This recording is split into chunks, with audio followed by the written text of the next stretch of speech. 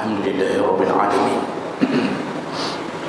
حمدا كثيرا طيبا مباركا فيه أشهد أن لا إله إلا الله وحده لا شريك له وأشهد أن محمدا عبده ورسوله الكريم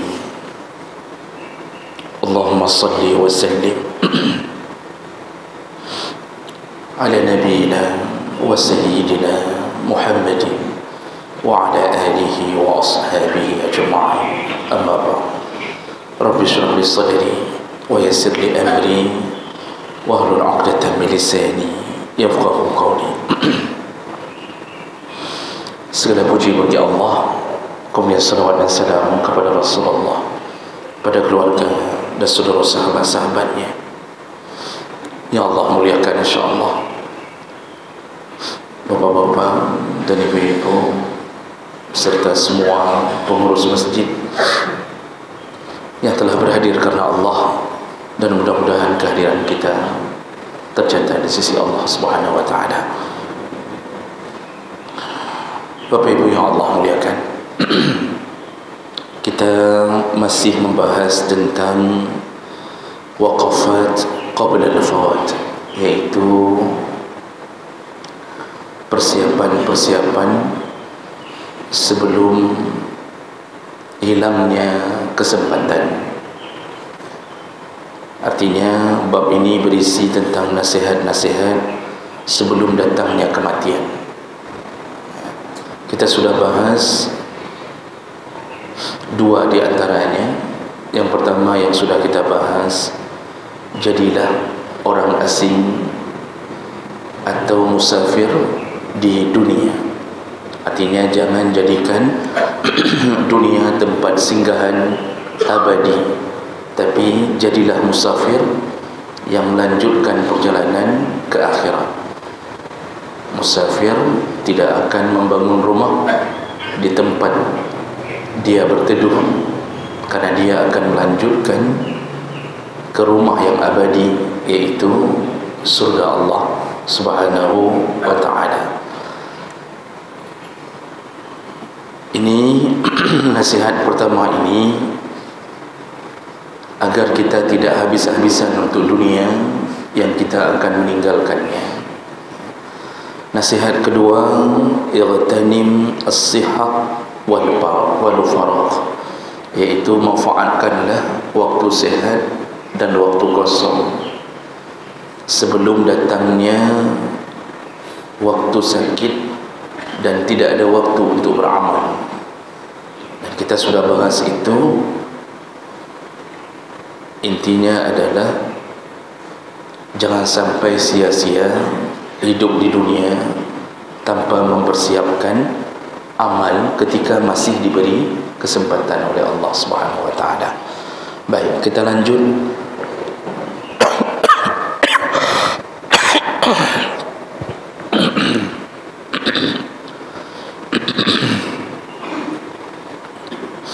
Kita lanjut judul yang ketiga sebagai nasihat untuk kita dari Nabi sallallahu alaihi wasallam, yaitu al-qabru sunduqul amal.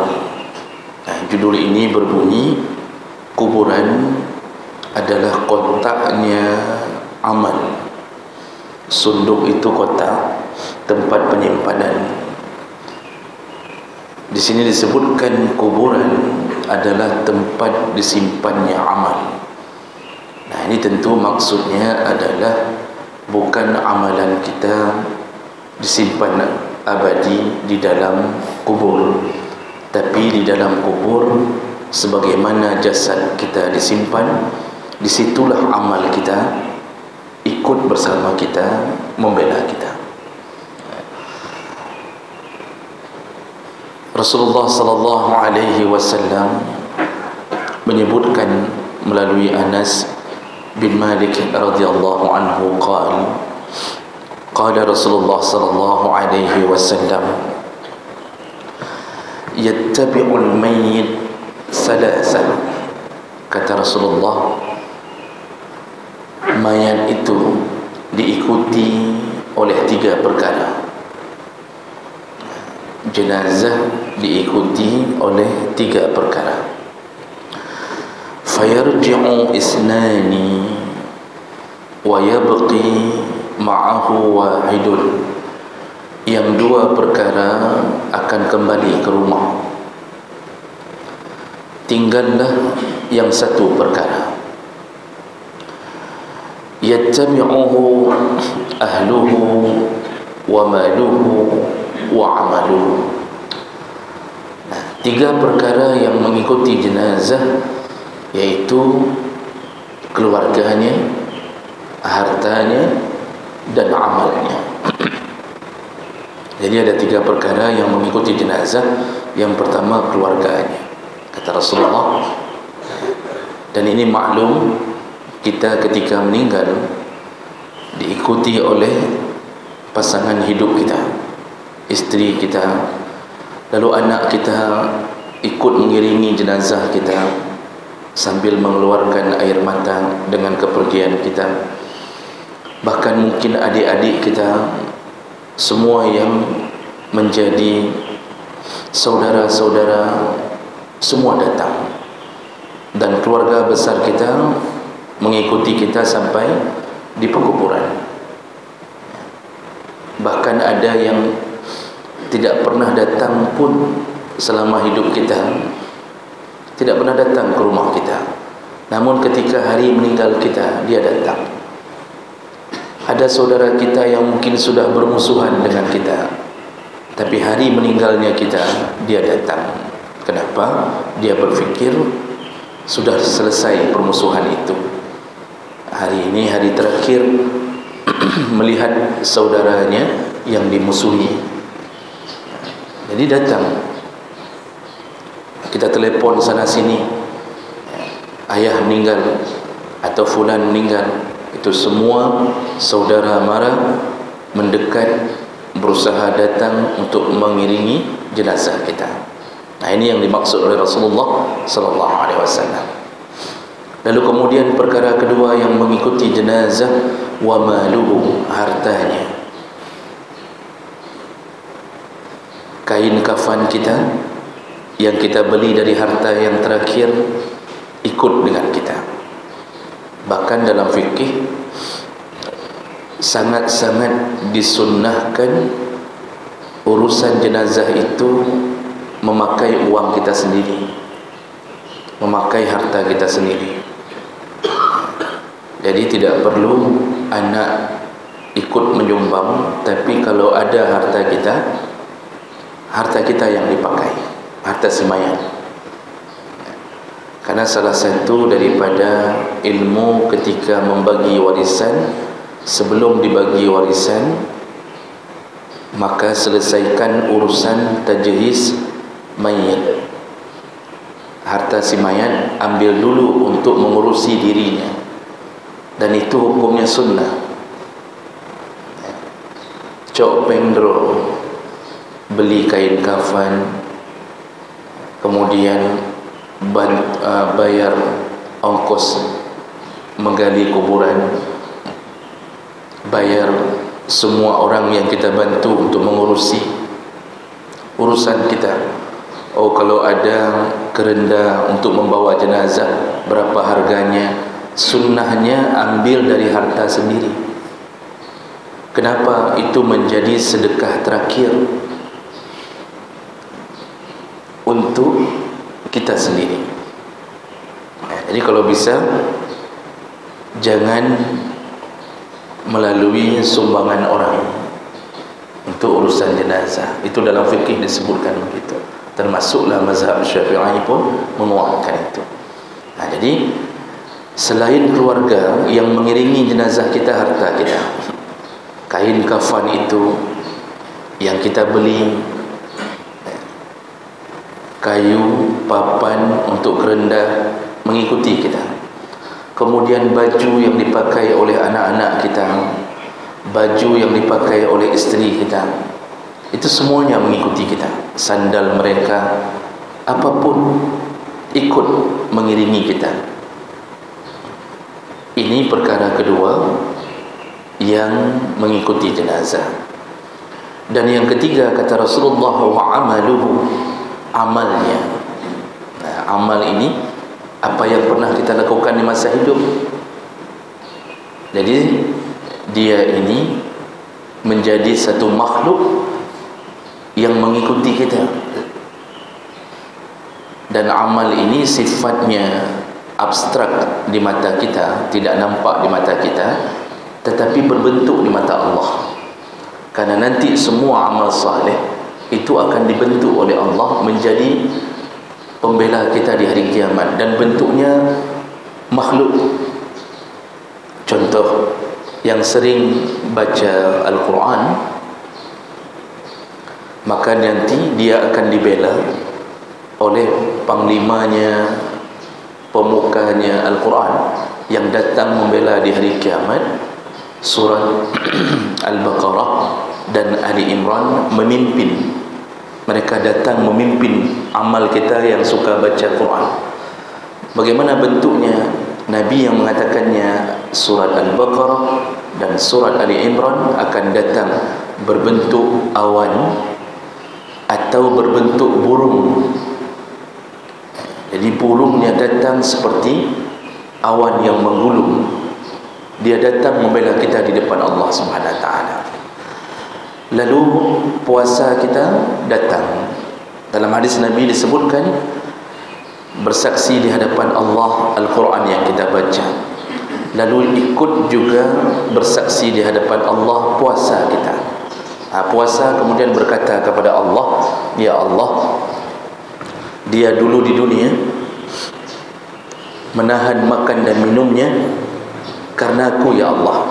Artinya karena aku engkau syariatkan setiap Senin, setiap Kamis, puasa Sya'ban, Ayyamul Bid, puasa Ramadan. Dia melakukannya, aku yang menyibukkannya, kata puasa. Jadi maksudnya aku yang membuat dia melakukan itu untukmu, ya Allah. Jadi puasa itu membela. Semua amal datang membela. Termasuklah hadis-hadis Nabi yang menyebutkan amal itu akan menjadi satu makhluk yang indah, tampan, bercahaya, wangi. Dia muncul di alam barzakh. Lalu kita bertanya, siapa engkau? Dia menjawab, ana amaluka salih fid dunya. Akulah amal salihmu di dunia, menemani kita sampai tiupan sangkakala.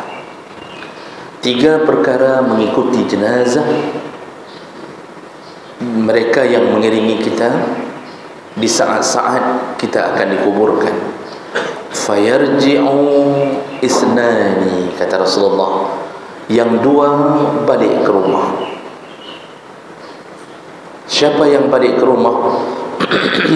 Fayarji'u ahluhu wa maluhu, yang balik ke rumah adalah keluarganya dan hartanya.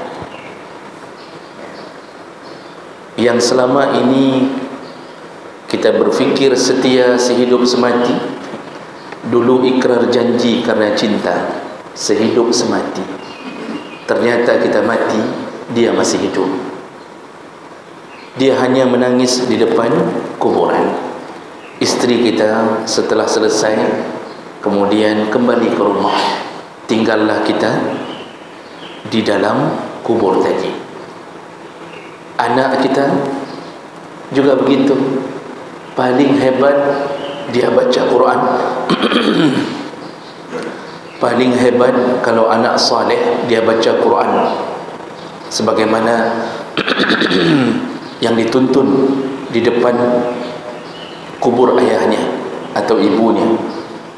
Sunnah hukumnya membaca Quran di depan kuburan ayah atau ibu di awal-awal penguburan.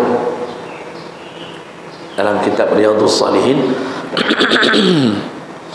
Imam Nawawi mengutip perkataan Imam Syafi'i, untuk ahli keluarga jangan pulang dulu, bacalah Quran, dan lebih disukai sampai khatam. Tapi untuk ahli keluarga, untuk apa? Untuk menolong, meringankan fitnah di alam kubur yang segera datang kepada orang tuanya atau saudaranya. Karena yang paling dimuliakan Allah adalah pertolongan dari anak kita sendiri atau keluarga kita sendiri. Sayangnya kita hari ini, kita didik anak, kita tidak peduli dengan urusan agama. Kita terlalu bangga anak dengan urusan dunia, sehingga dia selama hidupnya tidak pernah baca Quran. Ketika kita meninggal, kebiasaannya muncul susahnya untuk membaca Quran, lalu mengandalkan orang lain untuk membacakan Quran kepada kita. Anak tidak baca, tapi menyewa orang untuk baca, yang orang itu tidak ada hubung kait batin dengan kita. Ini perlu difikirkan ulang. Kenapa anak kita tidak mau baca di hadapan kita? Kenapa dia lebih memilih untuk memasukkan uang ke dalam amplop lalu membayar orang untuk membaca di hadapan kita, yang orang itu tidak ada hubung kait batin dengan kita? Sayang tidak, kadang-kadang kenal pun waktu kita meninggal. Ini perlu difikir ulang Bapak Ibu. Utamakanlah keluarga. Untuk mendidik itu perlu di waktu hidup. Jadi semua keluarga setelah selesai urusan itu pergi. Dia sanggup baca Quran dari pagi sampai sore, menjelang maghrib anak kita tetap pulang. Tetap pulang. Tinggal lagi kita sendiri. Padahal dulu mereka yang paling kita sayang-sayang. Kita timang-timang dari kecil, kita antarkan ke sekolah, kita cium keningnya, kita gendong ke mana-mana. Apapun yang mereka minta kita berikan. Uang jajan tidak pernah kita lewatkan untuk mereka. Kalau mereka kecelakaan, maka kita yang paling susah. Kalau mereka di rumah sakit, kitalah yang berhari-hari menemani mereka sampai kita pun ikut sakit. Tapi begitu kita meninggal, ternyata tidak ada satu pun istri, anak, tidak ada yang mau menginap bersama kita semalam pun. Karena Rasulullah mengingatkan, mereka tadi pergi mengiringi jenazah kita, kemudian mereka pulang. Kalau sudah sampai di rumah, kalau anak itu masih kecil, ketemu dengan teman mainnya, maka dia sudah melupakan ayahnya. Di hari itu juga dia bisa lupakan ayahnya, begitu bertemu dengan teman mainnya. Oh, kalau sudah besar sedikit, paling dia menangis-nangis, merenung-renung, mengingat-ingat, paling 3 hari, 7 hari. Hari ke-10 kita sudah mulai dilupakan. Dia sudah harus menyambung sekolahnya. Dia pergi sekolah seperti biasa. Di sekolah dia bercengkrama dengan temannya, tidak teringat dengan kita. Istri kita mungkin hanya menangisi sebulan, 2 bulan, 4 bulan, 10 hari di dalam masa iddah, berjaga-jaga. Setelah itu kehidupan harus dilanjutkan. Dia harus menyambung hidupnya dan hidup anak-anaknya. Bapak Ibu yang Allah muliakan, mungkin pun setelah itu dilamar orang. Mungkin pun istri kita setelah itu dilamar orang. Mungkin suami yang datang lebih baik daripada kita, lebih saleh daripada kita, lebih lembut daripada kita, lebih kaya daripada kita. Puhai teman, lebih saleh, lebih baik, lebih lembut, lebih kaya. Hai teman, terlupakanlah kita. Foto kita disimpan di dalam laci, mengikuti arahan suami barunya. Maka siapa kita? Tidak ada apa-apa lagi. Keluarga mengiringi jenazah lalu pulang. Harta kita ternyata ikut pulang. Itu mobil-mobil yang kita beli untuk anak isteri, membawa anak dan isteri kita mengiringi jenazah, setelah itu pulang. Papan yang kita beli terakhir untuk membawa jenazah kita dibawa pulang, tikar dibawa pulang, semua yang dipakai oleh anak dan isteri ikut pulang bersama mereka. Harta kita pulang, tidak satu pun dimasukkan ke dalam kuburan. Makanya kain kafan tidak ada kantongnya, karena memang tidak ada persiapan untuk membawa sesuatu. Tinggallah kita. Siapa yang tinggal bersama kita? Kata Rasulullah, wa yabqa wahid, yang tinggal cuma satu. Apanya? Amaluhu, hanya amalnya. Disitulah kita baru tahu ternyata yang paling setia seumur hidup, sehidup semati, hanya amal kita, tidak ada yang lain. Disinilah Nabi ingin mengatakan, beramallah dengan amal yang saleh, karena dialah yang bisa menolong, menemani, hanya dia, hanya dia. Bagaimana dengan keluarga kita? Paling datang mengunjungi kita Idul Fitri, itu pun setelah solat hari raya. Kalau datang, ada yang tidak jadi datang, hujan lebat, tidak jadi datang. Akhirnya, alah, Idul Fitri tahun depan saja kita datang. Sudah 2 tahun kita tidak dikunjungi. Mungkin mereka tidak pun mengucapkan Rabbighfirli wa liwalidayya.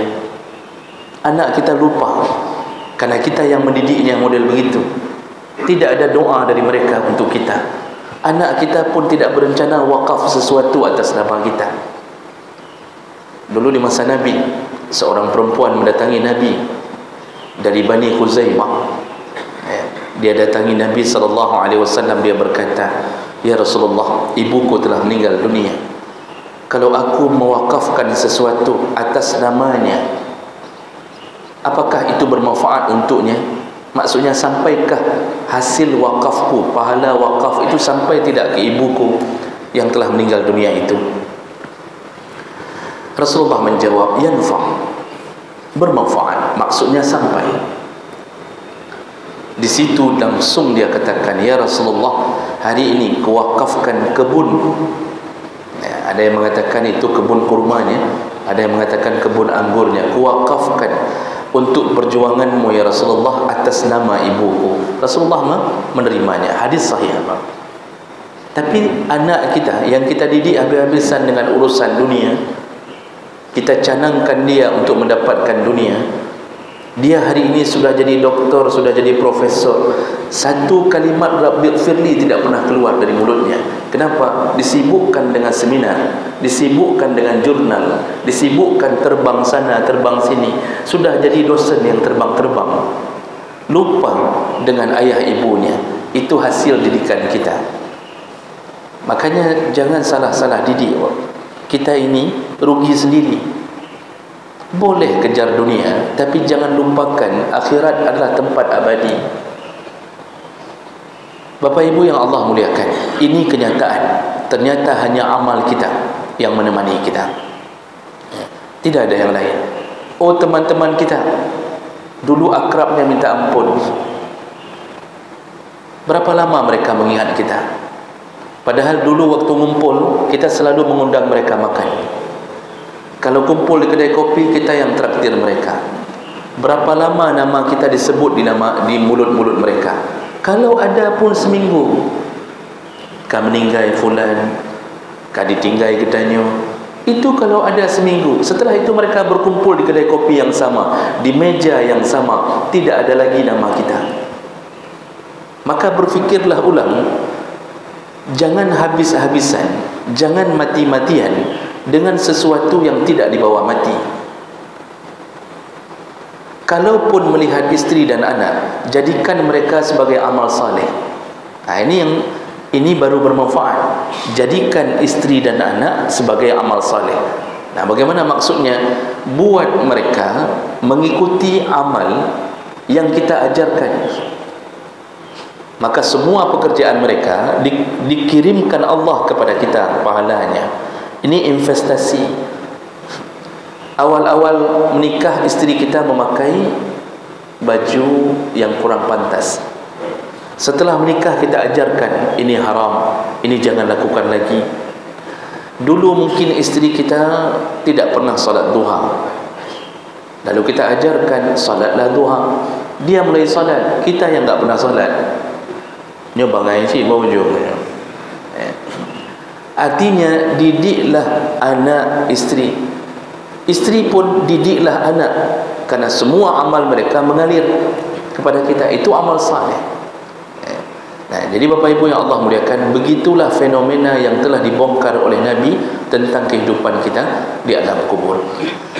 Dalam hadis riwayat Tabrani dengan derajat yang sahih, dalam kitabnya Al-Awsat, ada hadis dari Nu'man bin Bashir qala Rasulullah sallallahu alaihi wasallam, masalul rajul wa masalul maut, perumpamaan seseorang dengan kematiannya, kamasali rajulin lahu salasatu akhilla, perumpamaan orang yang hidup, perumpamaan seseorang dengan kematian seperti seseorang yang mempunyai 3 saudara.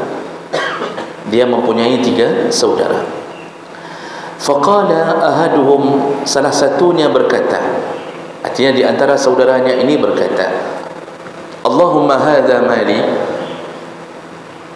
fakhus minhu ma syi'ta wa'ati ma syi'ta wada' ma syi'ta.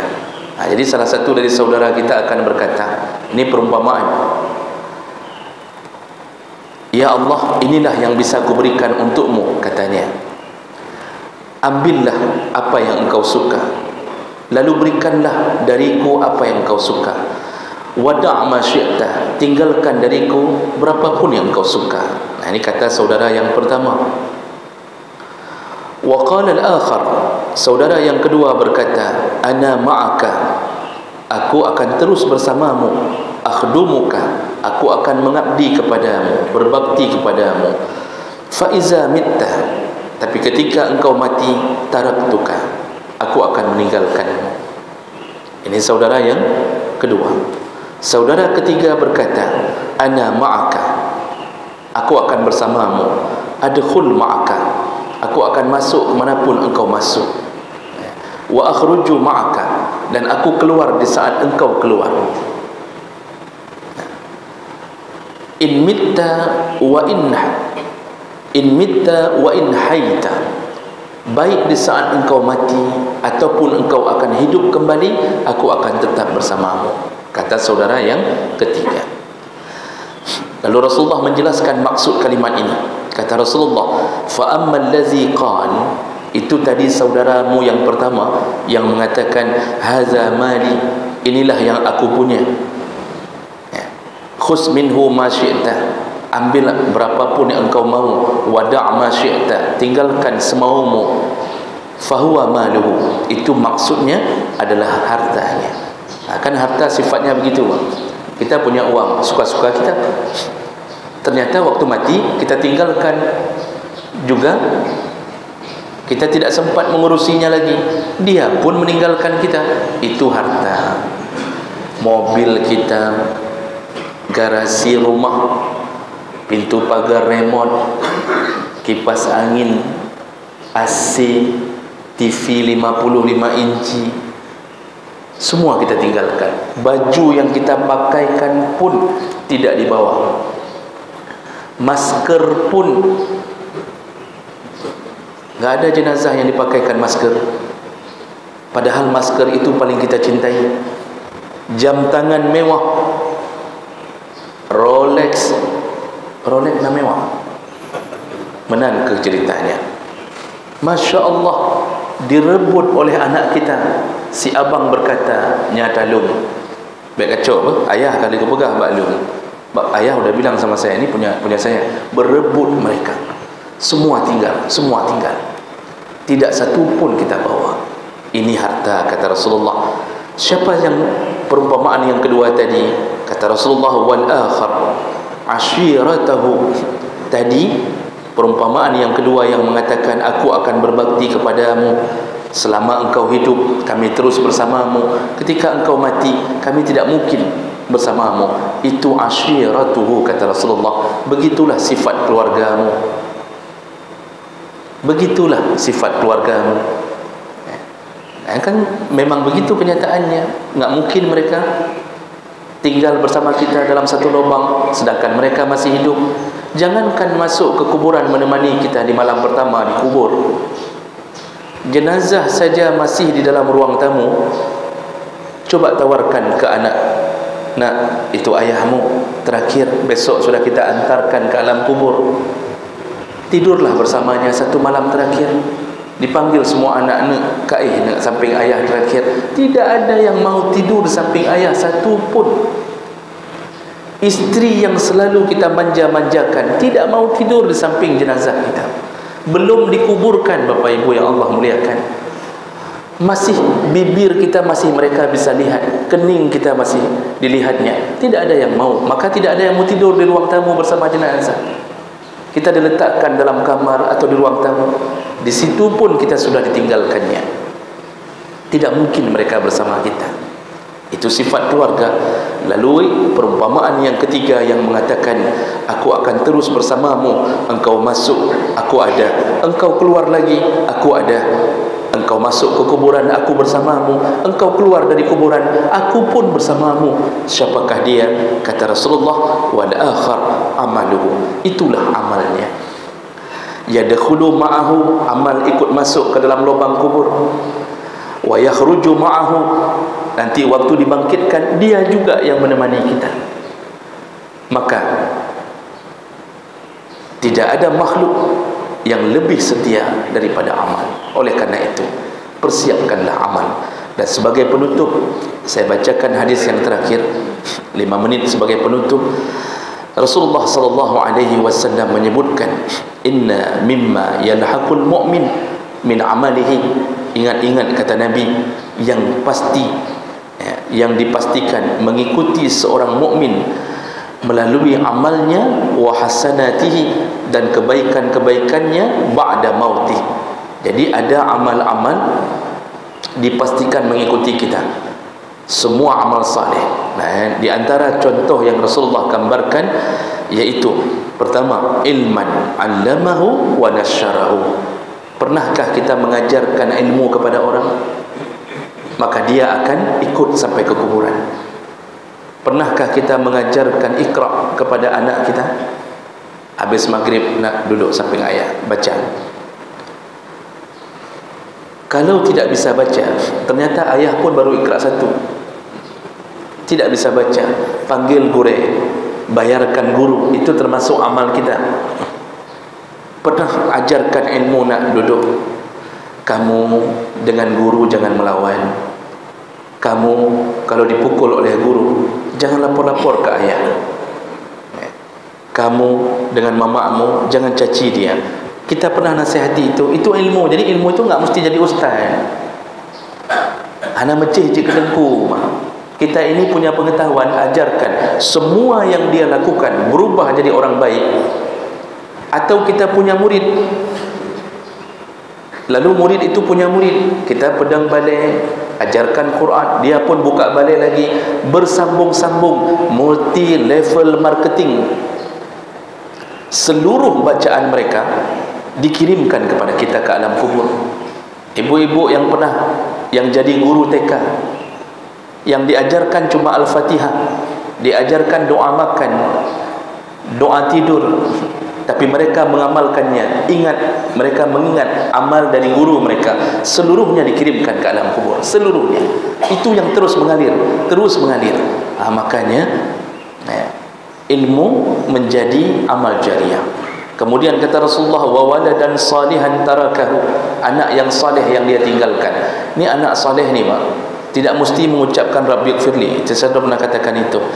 Anak saleh itu dia terbentuk menjadi saleh karena kita bawa ke masjid, perkenalkan salat jamaah, waktu puasa kita perkenalkan puasa, sedekah kita ajarkan sedekah, berubah menjadi anak saleh. Semua amal dia, walaupun dia tidak meniatkannya untuk orang tuanya, itu mengalir otomatis. Jadi hana mecih waktu dia baca Quran, ya Allah kirimkanlah bacaanku kepada ayahku. Tidak mesti. Siapa yang ajarkan dia? Siapa yang masukkan dia ke pesantren? Siapa yang habis-habisan memberikan uang SPP tiap bulan? Ayahnya. Ayahnya mengalir menciptakan anak saleh, itu menjadi bahagian jariah untuk orang tuanya. Kemudian wa mushafan warasahu, pernah wakaf Al-Quran. Kalau pernah wakaf Al-Quran, semua yang membaca dikirimkan ke pahala kepada yang wakaf Al-Quran. Makanya kalau bapak punya harta di masjid, mungkin misal di masjid kita tidak ada tempat taruh Quran, mungkin pingin buat di dinding-dinding biar ada Quran di atas, kita buat tempatnya Pak. Kita belikan Qurannya, kita kasih tahu sama pengurus, jid long pegat bacut papun, yang bagus tapi buatnya jangan celek-celek. Buat yang bagus, belikan Quran 10, 20, 50. Orang sambil nunggu hari Jumaat mengambil Quran yang kita wakaf, dia baca, seluruh pahalanya dikirimkan kepada yang mewakafkan Quran. Kemudian au masjidan banahu, pernah bangun masjid, pernah berikan semen ke masjid ini atau masjid yang lain, pernah beli keramik. Semua yang melakukan itu, kata Rasulullah, walau sebesar sangkar burung, maqfasit tayrin, kata Rasulullah, walaupun yang engkau sumbang hanya sebesar sangkar burung, mengalir pahalanya. Jadi bangun masjid itu enggak mesti area tempat solat Pak. Demi kepentingan masjid. Ada orang yang begini, nyompat napeng, kata pengurus masjid, tapi masjid sedang enggak butuh, sudah lengkap, lompegat ke WC je, buat ke WC masjid boleh. Langsung dia mengatakan, oh hajat ke WC baik. WC itu bahagian daripada masjid. Orang bisa solat dengan tenang gara-gara ada WC.